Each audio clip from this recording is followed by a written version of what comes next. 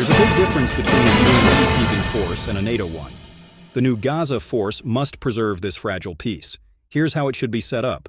There's a big difference between a UN peacekeeping force and a NATO one. At last, a peace of sorts eventually seems to have come to Gaza and Israel, but maintaining it may be as hard as getting here in the first place. Once the dust hopefully settles in Gaza and a huge sigh of relief resonates around the globe, the even more daunting challenge begins.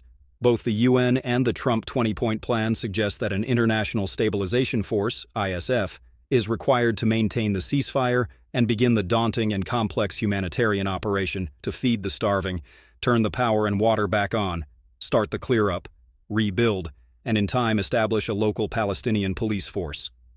To begin with, a small contingent from U.S. Central Command is setting up a civil Military Co-ordination Centre to get things moving. Some are suggesting, among them me, that the Stabilisation Force should replicate the structures and methods of KFOR, the Kosovo Force, set up around 25 years ago to keep the peace in the province of Kosovo. I was involved with KFOR as a youngish army officer for several years. We were focused on building a secure environment and guaranteeing the freedom of movement through all Kosovo territory for all citizens, irrespective of their ethnic origins. KFOR operated under a UN resolution, but it was a NATO force, not a UN one. This is a very important difference.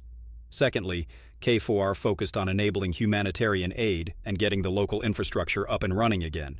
As in Gaza, there were major ethnic and religious issues. KFOR is in fact still in place, though it is much smaller these days and being slowly wound down.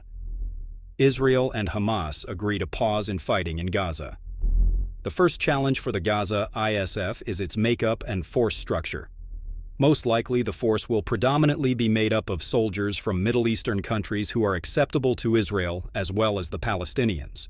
The Qataris have been key players in negotiations thus far, and the Hamas leadership has often been resident in Doha, so they are likely contributors. However, the small Gulf state does not have the troop numbers to go it alone. Around 60,000 soldiers will be needed, as with the original KFOR, to provide an effective stabilization force. First and closest to the challenge is Egypt, who are already putting troops forward with Qatar. To begin with, by providing security troops to the U.S. initial mission. It is also likely that the Saudis, who are the closest to the Israelis, would provide some of the force, along with other Gulf states like UAE and Oman. These nations can do much of the heavy lifting when it comes to the enablers, such as C-17 heavy transport aircraft and heavy-lift helicopters. Turkey has also expressed a keen interest in getting involved, which would seem sensible as it sits betwixt the West and the Middle East in many helpful